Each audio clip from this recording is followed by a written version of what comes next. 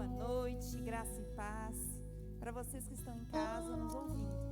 Então, estamos com nossas portas fechadas, mas jamais calados. Em respeito a todos os profissionais da saúde, nós, então, enquanto comunidade Batista Nacional aqui de Cruz Alta, decidimos fechar as nossas portas, em razão do que está acontecendo na nossa cidade, por respeito a esses profissionais.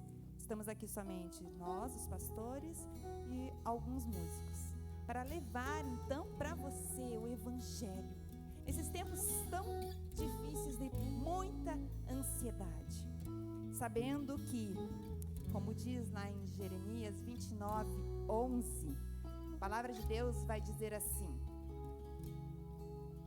para todos nós então, nesses tempos difíceis, ela vai nos falar assim: porque sou eu que conheço os planos que tenho para vocês, diz o Senhor, planos de fazê-los prosperar e não de causar dano, planos de dar a vocês esperança e um futuro.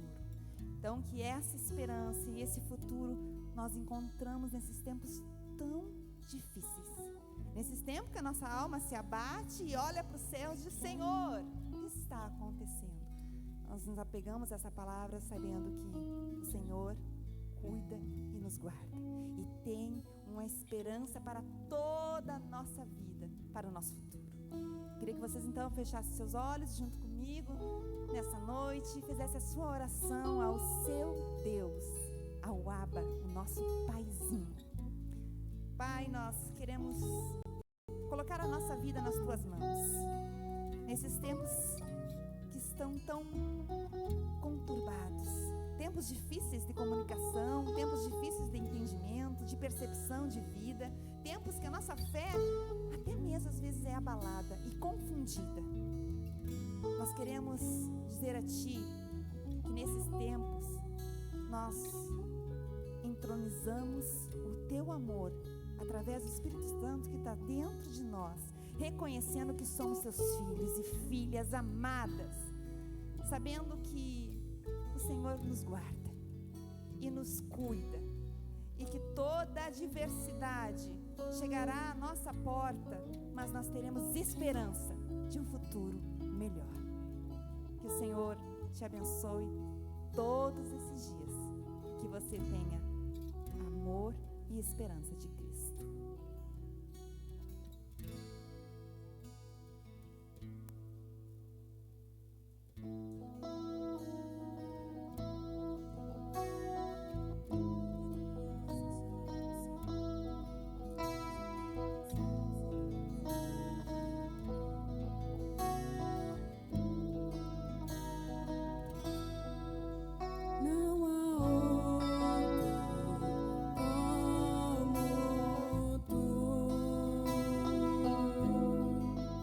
Soberano,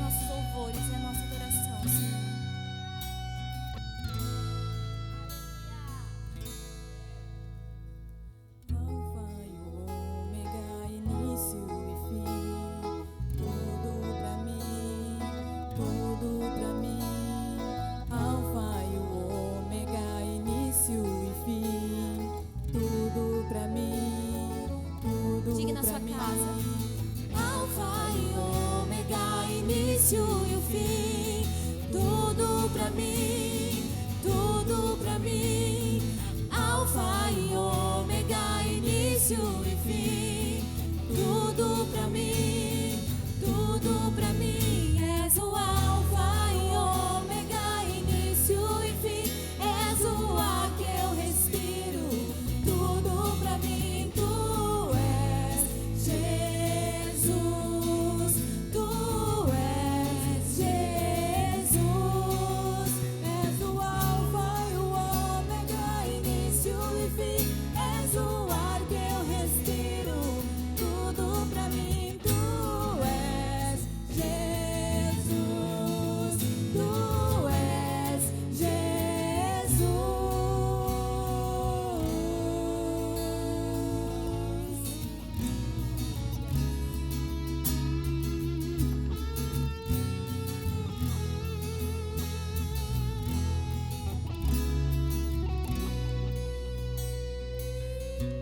Aleluia.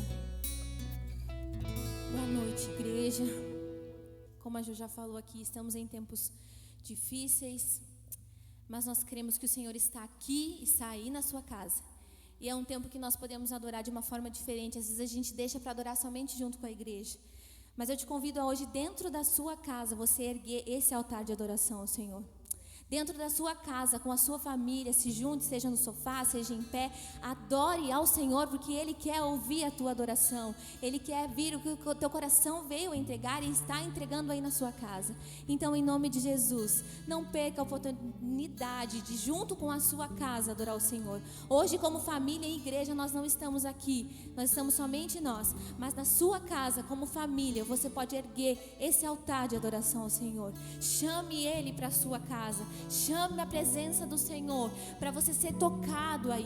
Ele pode tocar o seu coração. Ele pode tocar os lugares que ninguém pode tocar. Ele pode. Então não fique só nos assistindo. Adore ao Senhor. Erga as suas mãos na sua casa. Ele está aí como Ele está aqui neste momento. É isso que nós confiamos, que Ele é onipresente, onipotente, e Ele pode todas as coisas.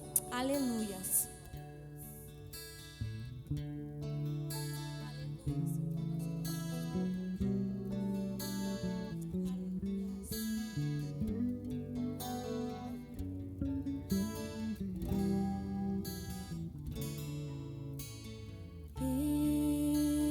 Estou no meu jardim, tranquei a porta, abri o meu coração, reguei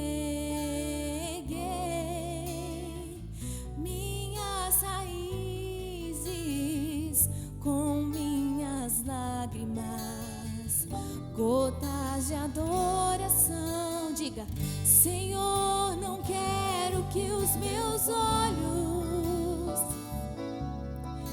percam o brilho do primeiro amor por ti. Não quero que em mim se perca. Diga isso ao Senhor. O desejo de te adorar. Vem, Senhor, e me resgata.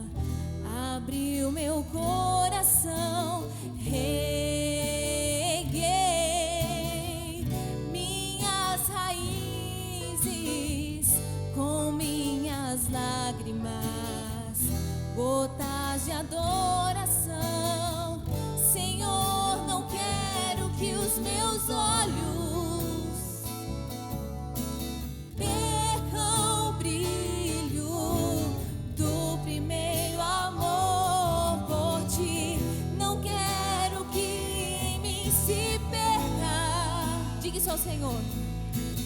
O desejo de te adorar. Vem, Senhor, e me resgata todos os dias, só pra te adorar. Quero ser teu bom perfume, primeira essência, jardim particular. Eu te adoro, te adoro. Diga isso. Vem sobre mim, Senhor. Vem sobre mim, Senhor. Vem sobre mim, Senhor. Vem sobre mim, Senhor. Te adoro. Te adoro. Vem, Senhor, e me resgata todos os dias, só pra te adorar. Quero ser teu bom perfume, primeira essência, jardim particular. Eu queria te convidar a erguer as suas mãos na sua casa e dizer isso: te adoro, Senhor. E pedir ao Senhor: vem, Senhor. Como a Jo falou, nós estamos em tempos difíceis e nós precisamos do Senhor na nossa casa, na nossa vida, nas nossas decisões. E nesse tempo nós precisamos em tudo do Senhor. Eu te convido a pedir isso ao Senhor junto com a gente. Vem, Senhor, e me resgata. Erga suas mãos na casa. Todos os dias, que Ele te toque para você adorar onde quer que você esteja. Quero ser teu bom perfume, primeira essência, jardim particular.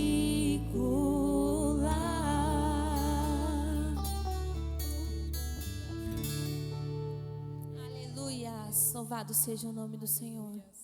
Aleluias.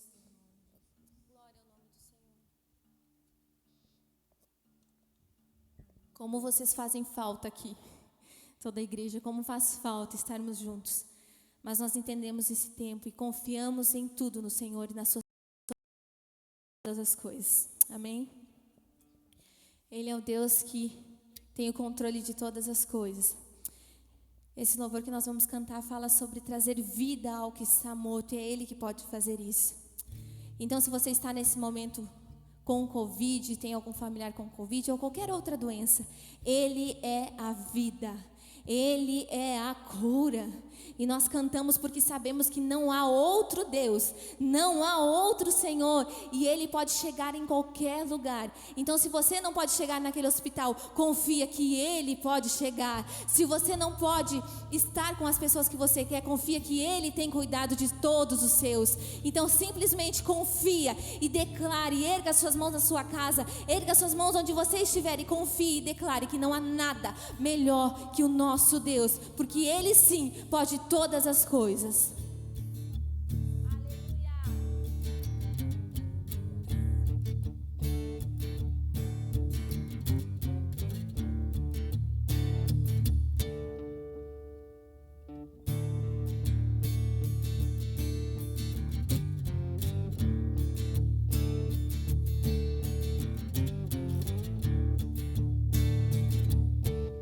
No mundo busquei, cante, mas não preencheu-me. Canções tão vazias, tesouros que um dia se consumarão. Então você veio e me trouxe pra perto. E todo desejo é satisfeito em seu amor. Diga, não há nada, diga, nada melhor, não há nada, nada melhor, não há nada, nada melhor que o meu Deus. Não tenho medo de expor minhas fraquezas, defeitos e falhas, não vou me esconder. Um amigo encontrei, ele saiu, o Deus das montanhas, é o Deus dos vales. Diga, e não há lugar que a sua graça não possa me achar. Não, não há nada, nada melhor, não há nada, nada melhor, não há nada, nada melhor que o meu Deus. Não há nada, nada melhor, não há nada, nada melhor, não há nada, nada melhor que o meu Deus. Torna o luto em festa, a vergonha em glória, traz beleza assim. Escute, o Senhor pode fazer, traz a vida aos sepulcros, faz de ossos soldados, faz no mar um caminho. O Senhor pode fazer. Diga, não há nada, nada melhor. Diga, nada melhor, não há nada. Declare isso dentro do seu lar. Nada melhor que o meu Deus. Com toda a fé nós declaramos, Senhor, não há nada, nada melhor, não há nada, nada melhor, não há nada, nada melhor que o meu Deus. Traz a vida aos sepulcros, faz de ossos soldados, faz no mar um caminho. O Senhor pode fazer, o Senhor pode fazer. Declare, só o Senhor pode fazer.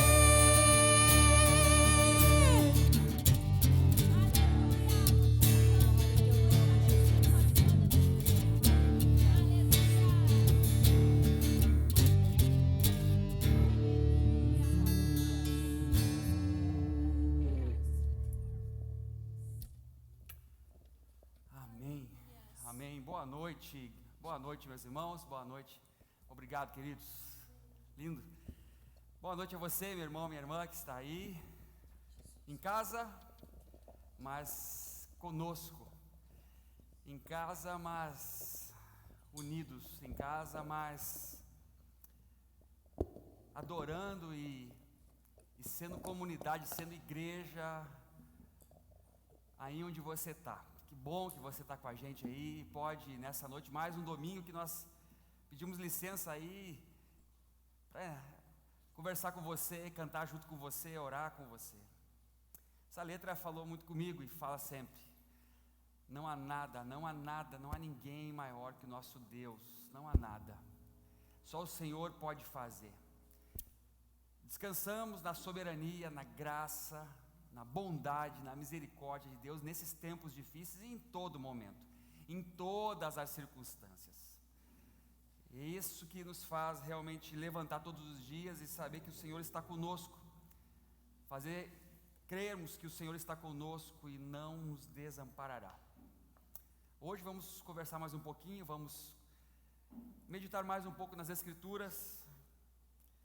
E eu quero tentar realmente me entregar e ser instrumento, como foram esses músicos aqui nesse tempo.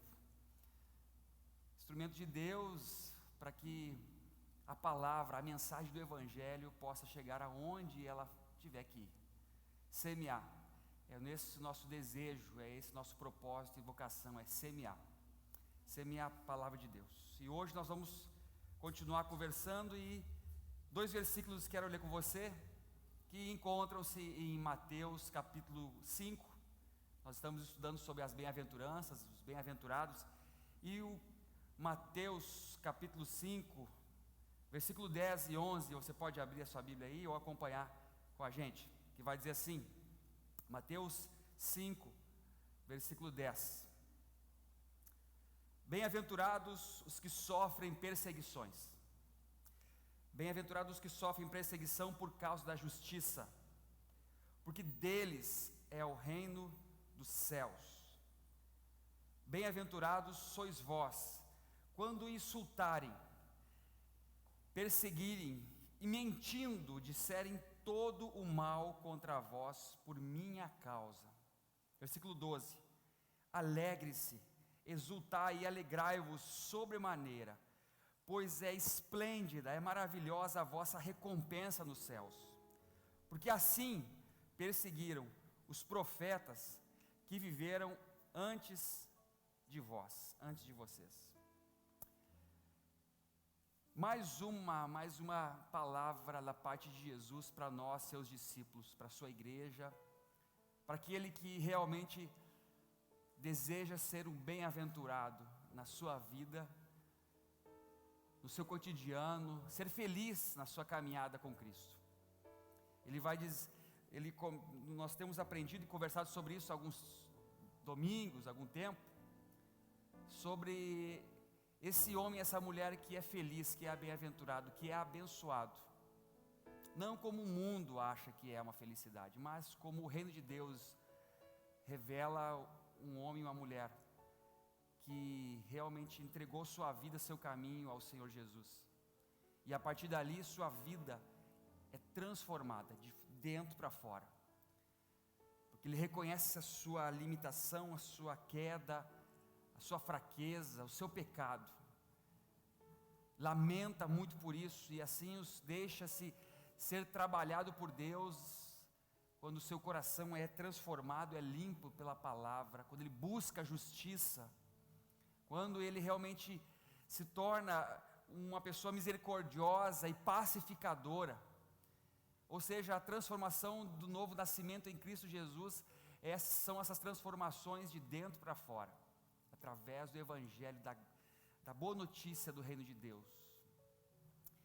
E aqui Jesus chega a uma parte que, naquele dia, sentado com os seus discípulos, seus seguidores, a multidão que o cercava, ele, como em todas as vezes, nunca omitiu aos seus discípulos o que eles iriam sofrer por seguirem a ele. Em todas as Escrituras nós vamos ver o povo de Deus e Deus alertando, revelando e com essa revelação fortalecendo quando os seus discípulos, seu povo, iria passar por perseguições. Jesus nunca omitiu isso. Meu povo não passará por perseguições, o povo de Deus não passará dificuldades, não terá dessabores, não. Mas quando isso acontecer, porque vai acontecer, porque para um cristão verdadeiro, quando entende que viver com Deus, viver no reino de Deus, e olhar as Escrituras, desde Israel, e todos os cristãos que depois, gentios de todas as raças, tribos, línguas e nações, foram convertidos ao Evangelho e continuam se convertendo ao Senhor Jesus, todos, eu e você, incluindo isso, seremos perseguidos, seremos afrontados, seremos insultados, seremos caluniados. E o maravilhoso é que Jesus nunca omitiu isso. Ele falou, olha, quando vocês passarem por isso, serão bem-aventurados. Bem-aventurados porque vocês vão passar por isso. E em vez de entristecerem, se entristecer, se abater e achar que a vida está sendo difícil e essa perseguição, essa opressão, esses insultos e calúnias, quando chegarem no seu coração, não deixe que ele entristeça você. Pelo contrário, alegre-se, alegre-se. E ele vai dizer então, porque ele usa o exemplo no último versículo, né? Alegrai-vos, no versículo 11 aqui que nós lemos. Não, 12. Porque assim perseguiram os profetas que viveram antes de você. Foi sempre assim. E o que era um profeta? Um profeta era aquele que tinha um caráter, um coração de Deus. Profeta era aquele homem bíblico, homem que nós vemos nas Escrituras, que conhecia o Senhor, que conhecia as intenções, o coração de Deus. Deus se revelava com palavras a ele, e o seu caráter era transformado conforme o caráter de Deus, seus valores, seus princípios, e o mesmo amor, a mesma paixão, uma mesma mentalidade do que Deus derramava sobre ele, da mesma forma também ele era um homem, uma mulher que era contra, que ele se indignava com as injustiças que a terra tinha, que os homens se levantavam, que os pecadores, os ímpios, os maldosos faziam, e ele ia na contramão disso. O profeta era aquele que denunciava as maldades, as impiedades que a terra sempre ocorreu, com o coração fervendo pelos princípios de Deus, pela verdade, pelos valores do reino de Deus. Então Jesus nunca omitiu isso, e nós vemos na história, antes de Jesus, os profetas sendo perseguidos, mortos por imperadores, por reis, por inimigos que eram contra os valores, o reino de Deus. Os profetas caminharam na terra e não foi uma caminhada doce, não foi uma caminhada, vamos dizer assim, esplendorosa aos olhos humanos, porque eles sofreram muitas perseguições, foram mortos. E Jesus chega para os seus discípulos agora, para aqueles que o ouvem, para nós hoje, e diz assim: você quer ser um bem-aventurado? Você quer ser uma pessoa feliz no reino de Deus? Saiba de uma coisa: se você buscar a justiça, você passará por perseguições, pessoas vão caluniar, insultos vão atingir vocês, mentiras mentirão contra vocês. E eu quero nessa noite aqui fazer uma breve reflexão, depois dessas palavras, o que aconteceu com os cristãos. É rápido, não vai demorar, mas quando eu fui me dedicar a estudar isso aqui, e eu não quero terminar nessa mensagem em estudar isso aqui, quero estudar muito mais sobre isso. Um pouco eu já conhecia, e cada vez aqui eu fui estudando, eu fui realmente sendo ministrado por Deus. E busquei, né, alguns livros, e na história do cristianismo, nós vemos, e eu anotei algumas coisas aqui. Depois que Jesus morre, ressuscita, ele deixou os seus discípulos, a sua igreja, e a partir dali, não foi fácil também, como foi aos profetas, não foi fácil para todos nós cristãos. Quando os imperadores, e eu vou citar alguns aqui, como Nero, logo nos primórdios da era cristã, persegue os cristãos, os seguidores de Jesus. Eles não eram institucionalizados, eles não tinham direitos, estavam debaixo de um imperialismo romano. Os primeiros cristãos, sendo judeus ou gentios, quando eles começam a se converter e buscar realmente só o único Senhor, não mais o Senhor, o imperador, mas o Senhor Jesus, eles começaram a ser perseguidos de tal forma que Nero começa as perseguições, é um dos imperadores que começa essas perseguições, e nós vemos na história homens e mulheres cristãos sendo queimados. A história vai dizer que os primeiros cristãos, o Nero pegava e derramava óleo ou um combustível sobre ele, amarrava-os e colocava em volta do seu palácio e acendia-os, como como luzeiros, como chamas para iluminar as ruas e o seu palácio. Queimava os vivos cristãos. Vestia alguns cristãos com peles de animais e entregava a esses homens e mulheres a cães selvagens para que eles destroçassem os cristãos.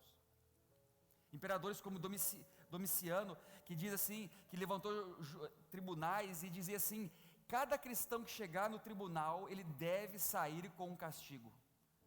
Mesmo sendo julgado inocente, absolvido, ele não poderia sair sem um castigo. Trajano, que colocava os cristãos nas arenas para que toda uma população romana contemplasse os cristãos, crianças, jovens, mulheres, sendo dilacerado por leões, como um espetáculo, como um teatro sanguinário, onde homens e mulheres inocentes, apenas por se declarar sua fé em Jesus Cristo, eram colocados nessas arenas, nessas arenas que nós conhecemos até hoje. Tem algumas em Roma, em outros lugares na Itália. Sendo que nos primeiros anos, nesse Trajano, mais de 2.000 cristãos, segundo a história, foram martirizados. Esses números são bem maiores. Mais de 2.000 cristãos, naquele momento, desse imperador, foram martirizados, mortos. E se levanta também, naquele meio, informantes, pessoas que mentiam contra os cristãos para serem presos injustamente. Então se levantou uma população contra e perseguido. Você era cristão? Cuidado, você era perseguido, mentiam contra você. E por isso que começa então, logo nos primeiros anos, se cumprir as palavras de Jesus. Havia um imperador chamado Severo. Ele culpava os cristãos por todas as tragédias, por todas as epidemias e por todos os infortúnios que aconteciam na terra. Com isso, ele mobilizava uma sociedade pagã contra os cristãos. Para ver quantas calúnias, logo nos primeiros dias da igreja, primeiros séculos da igreja. A gente sabe que tem muito mais coisas, tem muito mais perseguição naqueles 300 anos, em que os cristãos foram massacrados, torturados, indignamente foram mortos, porque eram cristãos. Existe um período de paz? Existe. Quando acontece muitos dizem a pseudo ou conversão de Constantino, o imperador, e ele estabelece uma paz temporária, e constitui então o cristianismo como uma religião oficial do império. Ocorre uma certa paz. Em vez de perseguir os cristãos agora, esses cristãos eram trazidos ao império, e nisso começa um período de paz, em vez de perseguição. Com o passar do tempo, a instituição eclesiástica, a Igreja Católica Romana daquela época, a história vai dizer que ela se torna uma instituição mais forte que o próprio império. Ela se tornou tão grande, tão forte, que o papado tinha mais poder e autoridade que um rei. Com isso, ocorrem outras perseguições. Agora, perseguições da própria instituição, em nome da instituição, contra aqueles que tinham diferenças religiosas ou diferenças teológicas, melhor dizendo. Ou seja, a instituição se tornou tão grande, mas ela omitia dos seus fiéis o conhecimento da palavra, a livre leitura das Escrituras. Ou seja, havia agora uma imensidão de pessoas que frequentavam uma instituição dita cristã, mas que não conhecia o Deus cristão e nem a palavra de Deus. E aqueles que começaram então a ler as Escrituras, buscar conhecimento lendo as Escrituras, eles começaram a questionar essa instituição, questionar ao ponto de por que eu tenho que ir à missa, por que eu tenho que pagar indulgência, por que eu tenho que me curvar diante de imagens de santos, por que eu tenho que acender velas e fazer todos esses ritos, por que eu tenho que, e incentivar os meus filhos que sejam padres, freiras. Por que eu tenho que isso tudo? E esses questionamentos, depois que alguns cristãos começaram a ler as Escrituras, começou então a perseguição agora religiosa em cima dos cristãos, dos verdadeiros cristãos. E isso se desencadeou uma série de inquisições, de movimentos terríveis. E eu estudando hoje, no século 11, 12, 13, se levanta então atrocidades para ir atrás de cristãos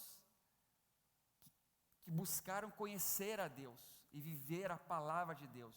Mas a instituição, ela não queria isso.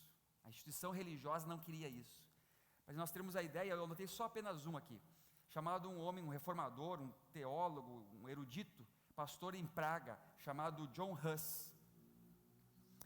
Ele era um jovem estudioso das Escrituras, e ele chegou ao nível de uma formação de doutor em divindade. Ele estudou muitas Escrituras, e ele se levanta contra tudo isso. Ele foi apenas um entre muitos que se levantaram contra isso.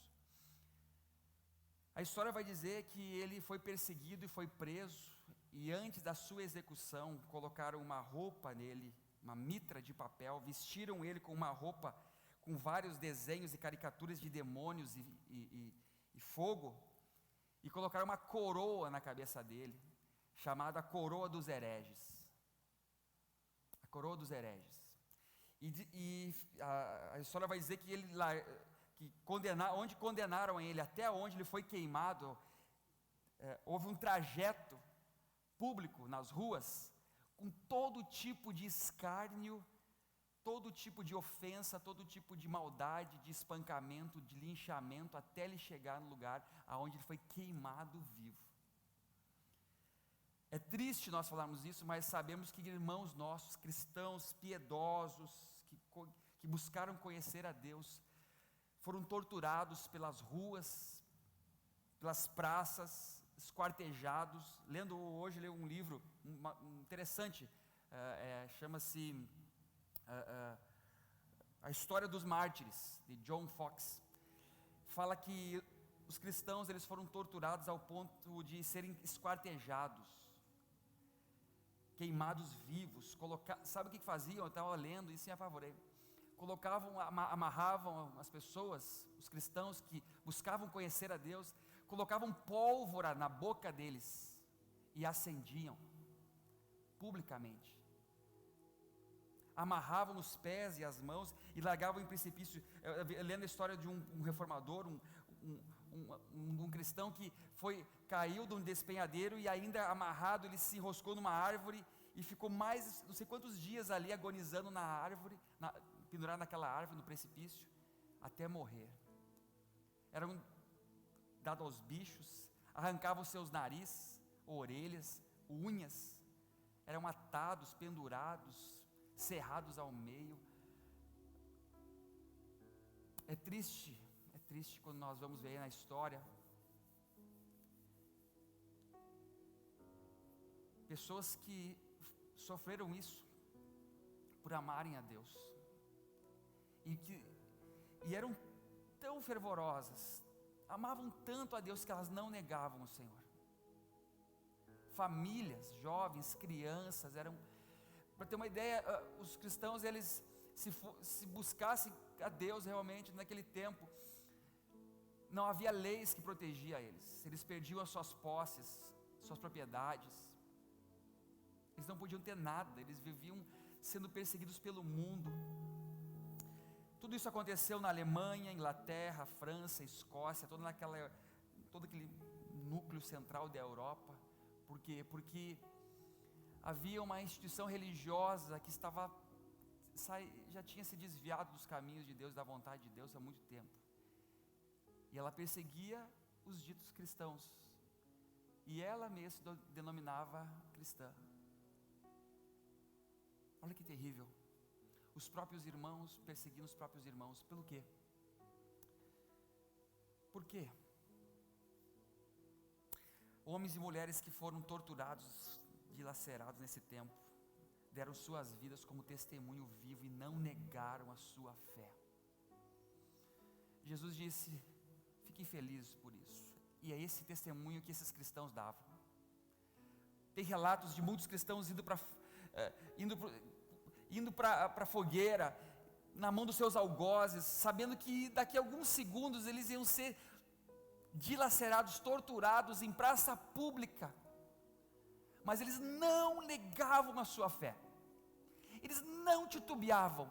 Muitos, quando queimavam nas fogueiras, queimavam cantando, dando glória a Deus, entregando a sua vida e testemunhando a sua fé, Deus que eles conheciam, no Jesus o Cristo, Senhor da vida deles.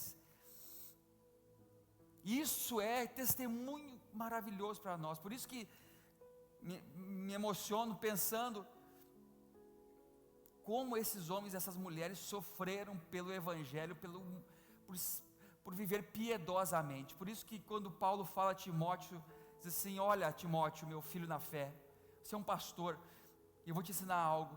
Aquele que quiser viver com Cristo piedosamente, viver uma vida com o Senhor, ele passará por perseguições, ele será perseguido. E as perseguições não terminam aí, as perseguições continuam. Essa era é a chamada tempo que homens maravilhosos se levantaram, reformadores. Tempo que homens como todos conhecem, né? Martinho Lutero, John Wycliffe, John Huss, homens avivalistas, tochas humanas se levantaram. Alguns mortos, alguns conseguiram fugir, alguns sobreviveram. Esse tempo de uma revolução, de uma reforma, de um protesto, e dizendo: não, nós vamos resistir, seremos testemunhas disso. Se entregaram a sua vida, estudaram, buscaram conhecimento das Escrituras. Fizeram homens como João Calvino, que morreu com 55 anos, não tinha nenhum patrimônio, escreveu inúmeros livros, teses das Escrituras, para que deixasse um legado a nós hoje. Foram perseguidos, não levaram nada, não ficaram ricos, não foram festejados, pelo contrário, tinham que fazer isso com maior cautela, mas nunca negaram a sua fé em Deus, nunca desistiram, nunca enfraqueceram. Essa foi a perseguição de uma instituição chamada Inquisição, vencida pelos reformadores, onde realmente o mundo foi avivado por esses homens e mulheres. Mas aí se levanta uma outro tipo de perseguição, agora não mais, nesse tempo, não mais apenas pela força, pela tirania, pelo poder da espada, mas se levanta uma perseguição intelectual. Isso chama-se o renascentismo, na questão da história humana, e vai dizer que a fé, se ela não pode ser morta, ela tem que ser separada. A perseguição foi diferente, a perseguição foi intelectual. Não foi de espada mais, não foi de fogueira, foi de convencimento retórico. E aí começa um período de perseguição agora diferente. Começa um período de dizer assim: não, a tua fé, se nós não conseguimos matar ela, nós vamos colocá-la de lado. Então existe a tua fé privada, mas existe um mundo público. Existe o secular e o sagrado. Existe o teu mundo de fé, religioso, cristão, que seja, fique aí com ele. Mas existe um mundo aqui fora. Isso não se mistura. Porque não pode se misturar fé e o mundo secular, não pode se misturar fé no cotidiano da vida.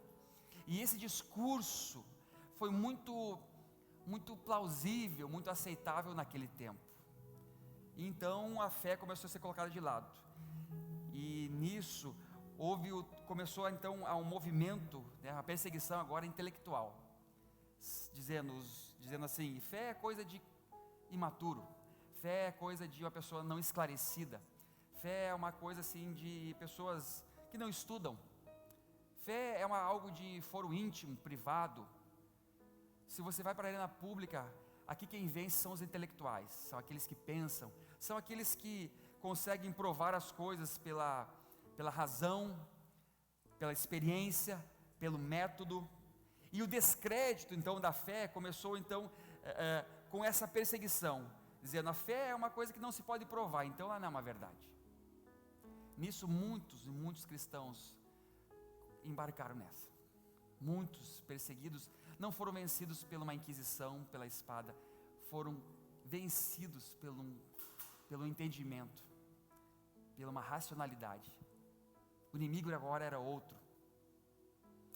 Dali surge então essas questões de a fé, e aí depois floresce nisso, que a religião é uma alienação, que a religião é o ópio, que a religião é anestésico, que Deus está morto, que Deus não existe, que Deus é uma invenção de uma pessoa, uma criança que não teve pai, que Deus para alguns é uma invenção de uma elite para subjugar os menos favorecidos. E aí tem toda uma discussão filosófica, sociológica, psicológica, dizendo Deus é uma invenção, E aí a fé, ela foi tão reduzida a um campo privado, que chega do auge do iluminismo, que aí realmente ela foi quase morta. Mataram Deus, mataram a fé, mataram o cristianismo passou, agora nós somos pessoas esclarecidas, como diz um filósofo famoso, chamado Immanuel Kant. Agora o esclarecimento chegou, o entendimento, a razão, a ciência é o nosso Senhor, a razão, a matéria, aquilo que podemos pegar, manipular, isso aqui é verdade, isso aqui é uma verdade. Uma pena que muitos teólogos nessa época sucumbiram e quiseram provar a fé pela razão, quiseram provar a fé pela ciência. Aí surgem movimentos como o liberalismo teológico, e aqui até hoje afetam a igreja, os cristãos no tempo de hoje. Essa perseguição foi uma perseguição ideológica, ou melhor, filosófica, onde as arenas não eram mais as arenas de Roma, eram as academias, eram as faculdades. E ali, os cristãos piedosos eram oprimidos. Ali nas academias, os cristãos eram torturados, porque eles eram menosprezados por sua fé. Eles tinham que ficar quietos. Semelhante ainda a esse espírito atuando até os dias de hoje. Até os dias de hoje. E aí as arenas de opressão e destruição não eram mais arenas de Roma, eram as academias. Mas em todo tempo havia cristãos, homens e mulheres piedosos, tementes a Deus, que buscavam ao Senhor.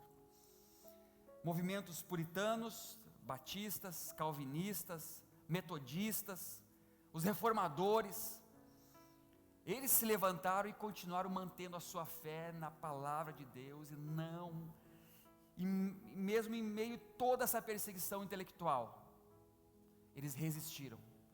Alguns nomes anotei aqui: João Calvino, John Wesley, James Orr, Calbart, Abraham Kuyper, Hermann Doivert, Franz Schaeffer, John Stott, e alguns até os dias de hoje.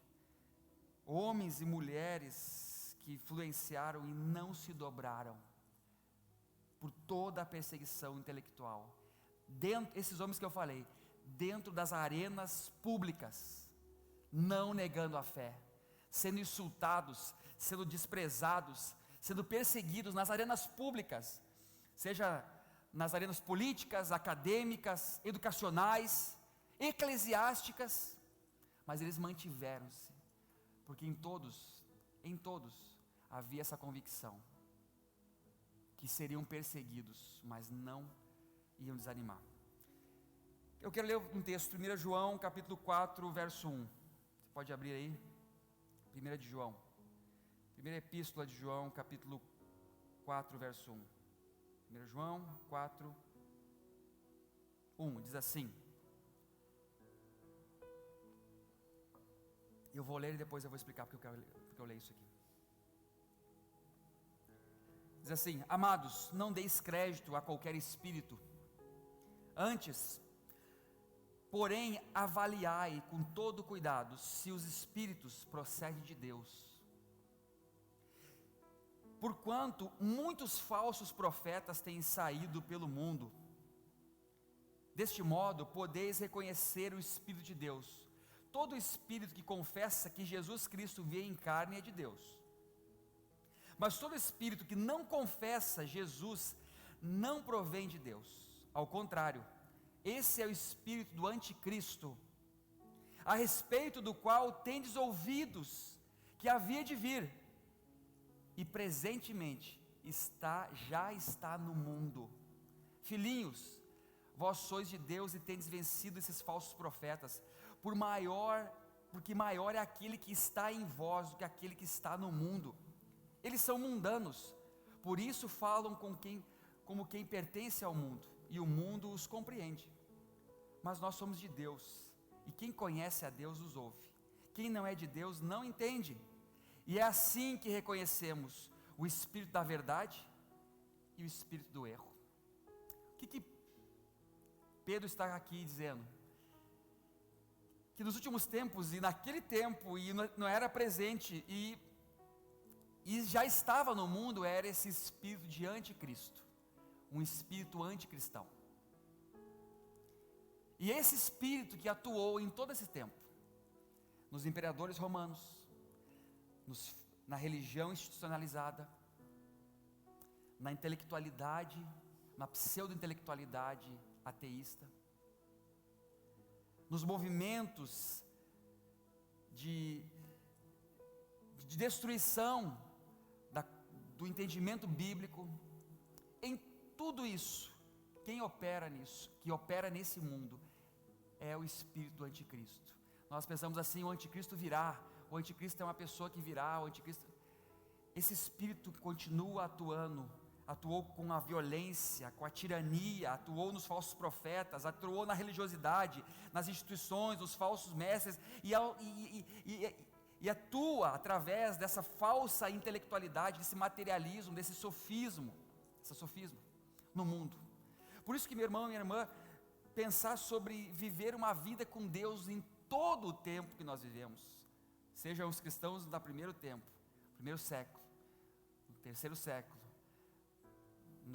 no século 12, no século 15, no século 19, no século 21, em todos os tempos, esse espírito atua, esse espírito do anticristo atua para destruir nossa fé, através de falsos profetas, através de falsos ministros, através de uma pregação não bíblica, através de um engano, de uma mentira, de um sofisma, de uma heresia, dizendo que cristão não sofre, que cristão não pode ser perseguido, que nós temos que ter uma melhor vida, que felicidade está em nós sermos a melhor pessoa maravilhosa e amada por todos.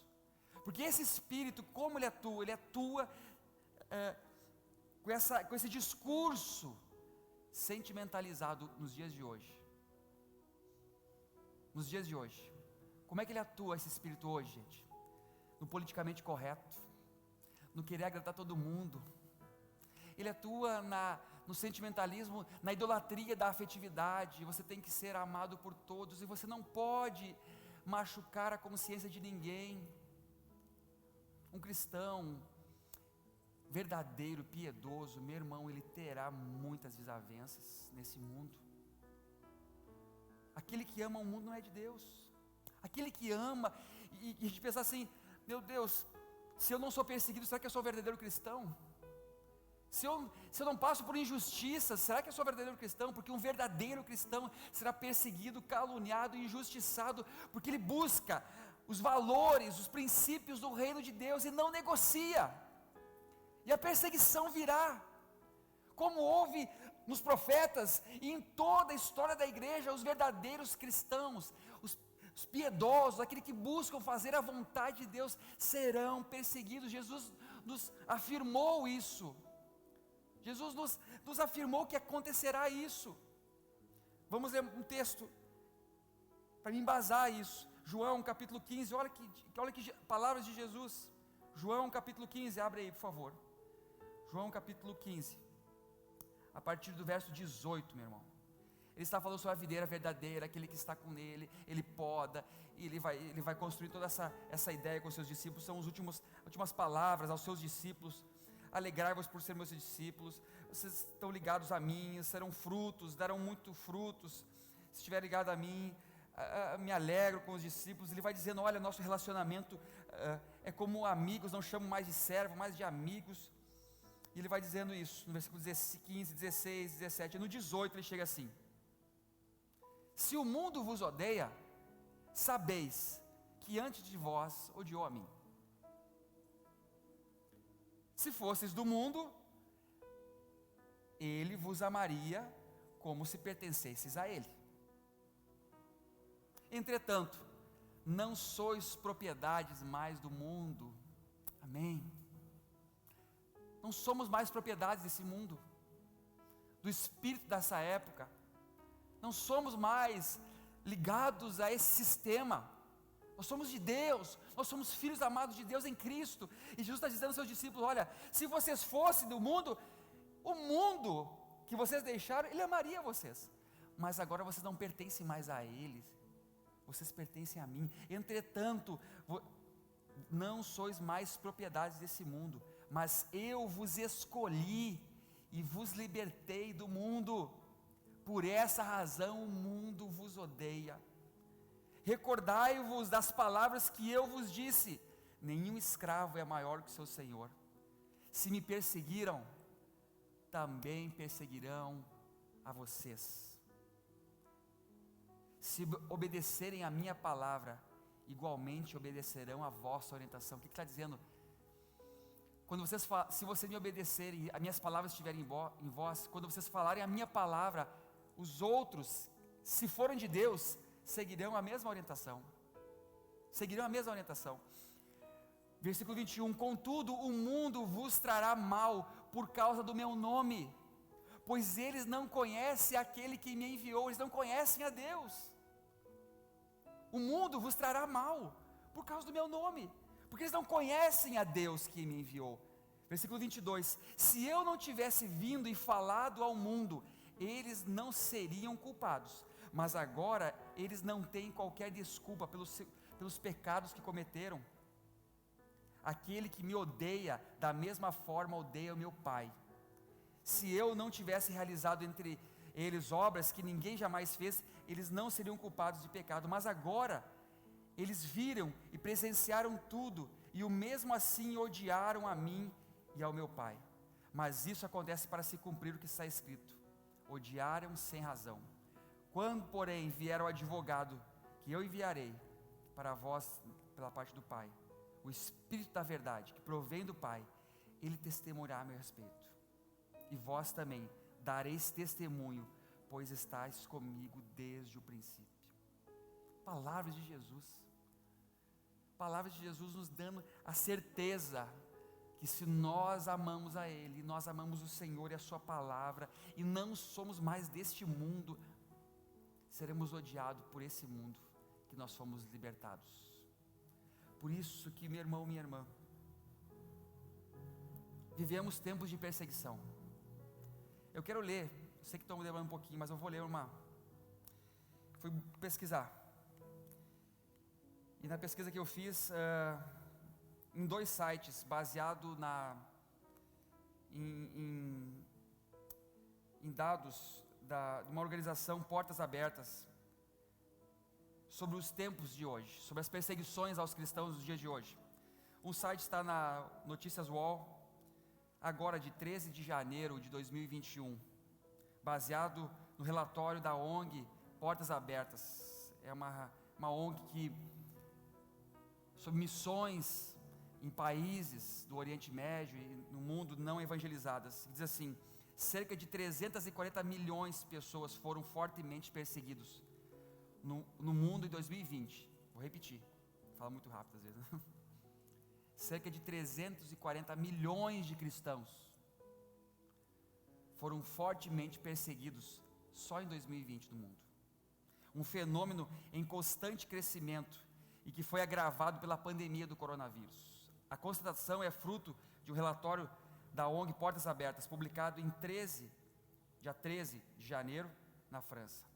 Diz assim: as minorias cristãs perseguidas enfrentam violência sem precedentes e o aumento da discriminação no mundo. A Covid ampliou a tendência que temos constatado em vários anos. Escreve a ONG, que tem uma lista de 50 países onde os cristãos estão no centro da mira das perseguições. Diz assim, e eu vou pegar um outro site aqui agora que é o Veja. O site da Veja publicou isso também. Perseguição no mundo.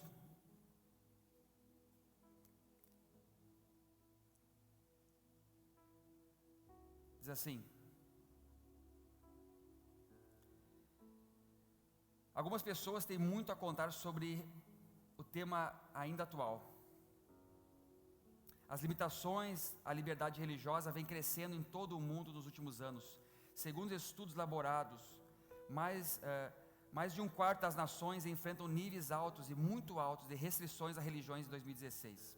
O maior grupo religioso do mundo também é o mais perseguido, os cristãos. Aproximadamente 31% da população mundial. Segundo dados da organização Portas Abertas, sede na Holanda, mais de 215 milhões de praticantes do Evangelho em suas diferentes denominações enfrentam algum tipo de oposição à sua prática de fé. Estamos falando dos dias atuais.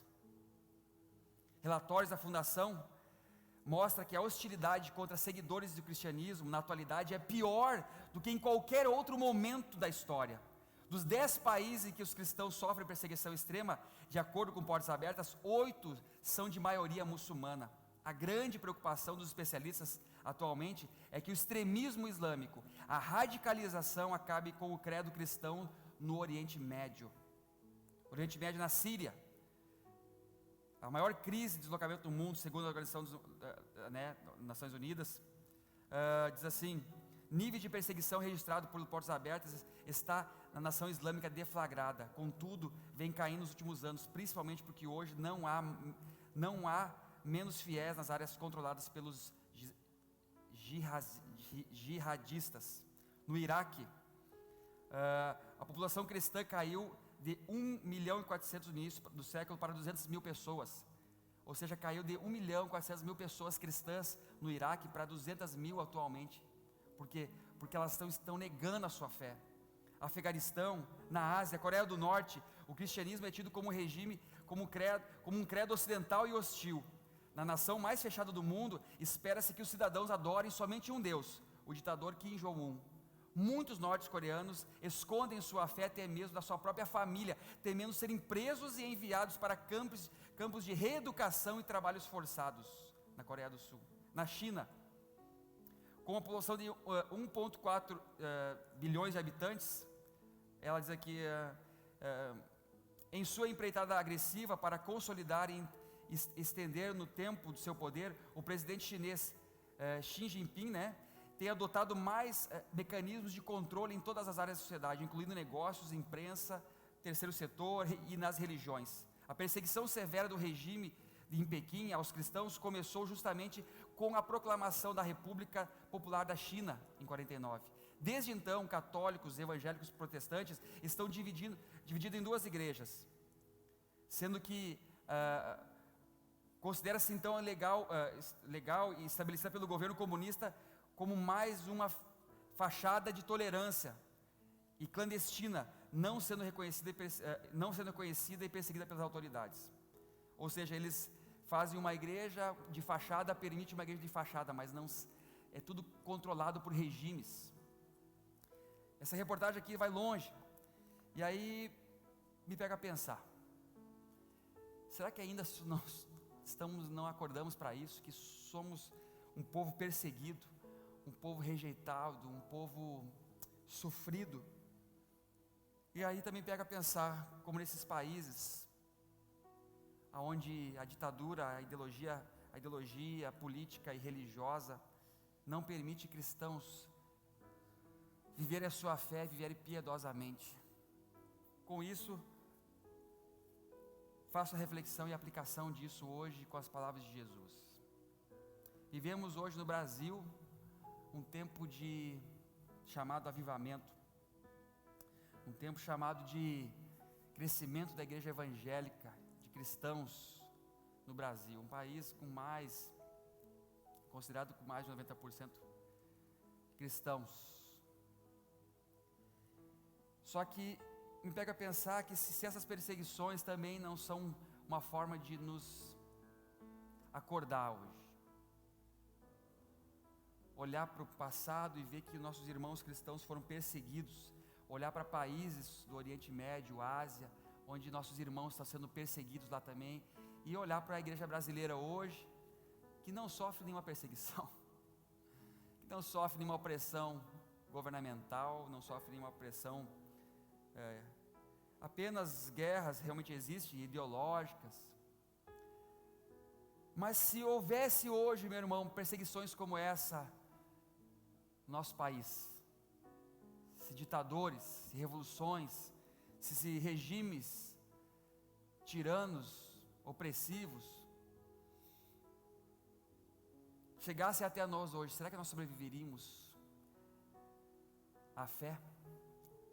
Será que hoje nós, por qualquer coisinha, negamos a fé e realmente não temos a noção do que é ser perseguido pelo Evangelho e pelo nome de Jesus? Porque eu vejo hoje que muitos de nós estamos de uma forma tão infantil, tão frágil, tão pequena, tão sensível, tão fraca, tão fragilizada nesse tempo, com a nossa relação com Deus, com a sua palavra, que, meu irmão, se houvesse realmente perseguição, quem sobreviveria? Ou quem se deixaria levar por um sistema mundano secularizado? Por que eu falo isso? Porque eu vejo que hoje nós não temos nenhuma perseguição, nós podemos adorar, viver para Deus, servir ao Senhor. Estamos aqui gravando, transmitindo uma palavra de fortalecimento, de encorajamento para você. E ainda muitos que me assistem, muitos que me rodeiam, ainda acham muito difícil ser cristão, acham muito difícil, pesado, viver uma vida em santidade piedosa, e qualquer coisinha fragiliza, qualquer coisinha enfraquece, qualquer dia nega o nome de Jesus. E eu me pergunto, que tipo de cristão nós somos?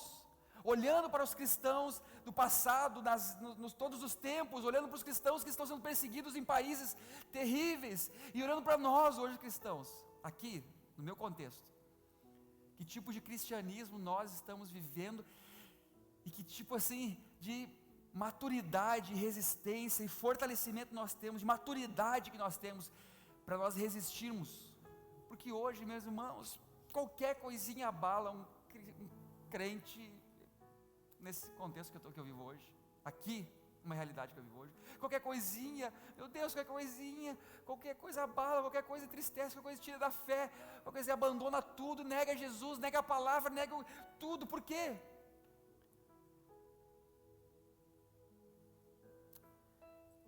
Por isso que o espírito da época ainda continua trabalhando, o espírito anticristo trabalhando nessa época, com essa fragilidade dos crentes, essa fragilidade, esse evangelho sentimentalizado, aonde não se busca realmente viver uma vida com Deus, e quando vem qualquer coisinha, se fere, se abala. Mas Jesus disse: bem-aventurados sois vós. Por isso que ele termina com esses versículos, essa bem-aventurança, porque ele faz uma trajetória de um homem e uma mulher que entende-se por caído, que entende que precisa de Deus, entende que precisa ter um coração regenerado, ser limpo de coração, precisa ser um homem que busca a justiça, e quando chegar na maturidade, na construção dessa maturidade, desse filho, dessa filha de Deus, quando ele chega nessa maturidade, ele vai ter resistência para sofrer qualquer tipo de calúnia, insulto, perseguição, por amor ao nome de Jesus. Ele vai ter resistência. Por isso que versículo 10 e 11 fecham essas bem-aventuranças dizendo: olha, quando você se tornar esse homem maduro, essa estatura madura, aperfeiçoada, você vai resistir tudo que é tipo de perseguição e injustiça, calúnia, o que for. Como foi um profeta, você será um profeta nessa geração, e você vai resistir. Se alegre com isso, resista até o final, resista, seja um testemunho vivo, e ainda que for levado à morte, não negue a fé. Bem-aventurados são aqueles que serão insultados, caluniados, injuriados pela justiça, pelo amor ao nome de Jesus. Se você é um assim, se você tem uma vida piedosa, e eu falo aqui a cristãos piedosos, eu me dirijo àquele que não são afligidos por perseguições das suas paranoias, das suas crises existenciais. Não, eu me falo aqui com os cristãos piedosos, que têm buscado a Deus e viver para a glória de Deus, viver segundo os princípios da justiça, da verdade, dos princípios bíblicos. Eu falo aqui com você que tem dedicado a sua vida a viver uma vida em santidade, em busca do conhecimento bíblico, viver uma vida bíblica, temente a Deus, que não deseja, ou quer se afastar cada vez mais de pecar, que teme a Deus, que vive uma vida em busca de santidade para a glória de Deus. É com você que eu falo. É com você que eu falo, que quer ser coerente, que quer dar fruto, que quer viver para a glória de Deus. E quando eu falo a você, escute as palavras de Jesus: se perseguiram a Ele, perseguirão a você. Se perseguiram a Ele, se odiaram a Ele, se o mundo odiou a Ele, o servo não é maior que seu Senhor. Perseguirão a você, perseguirão aquele que vive uma vida piedosa. Eu encorajo você, na perseguição que você, quem sabe, esteja passando, por ser uma pessoa íntegra, um filho de Deus em santidade, que nega, que diz não ao pecado, que diz não a todo tipo de imoralidade, que diz não para um colega, para uma colega, que diz não para um assédio, que diz não para uma vida de status, que diz não para uma vida que fere os princípios do reino de Deus. Eu me dirijo a você, que perdeu amigos por causa disso, que perdeu familiares por causa disso. Eu me dirijo a você que perdeu, quem sabe, aqueles que você amava, mas que por não entenderem, não conviverem, não conseguirem conviver com uma pessoa que busca a vida com Deus, não consegue conviver. Não se entristeça, não se entristeça por causa disso.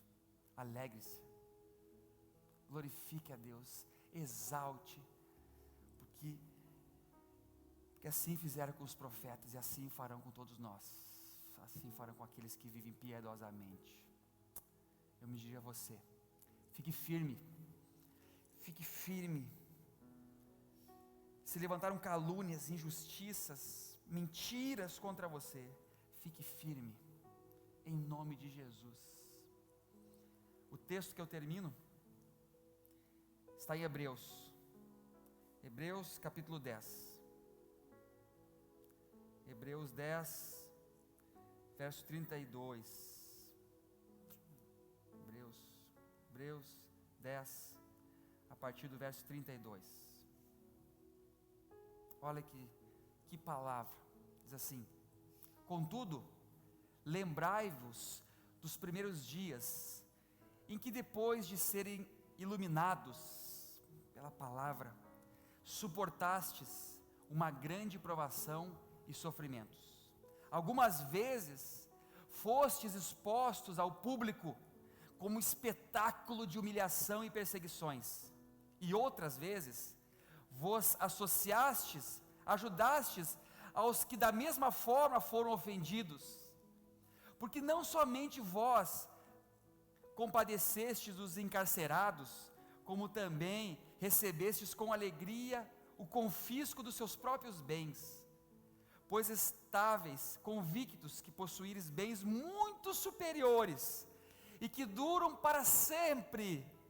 Portanto, não abandonai a vossa fé, pois nela há grandioso galardão.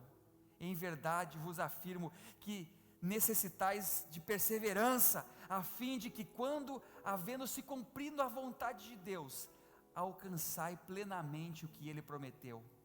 Pois dentro de um pouco tempo, aleluia, pois dentro de um pouco tempo, aquele que vem virá, Ele não tardará, porque o justo viverá pela fé.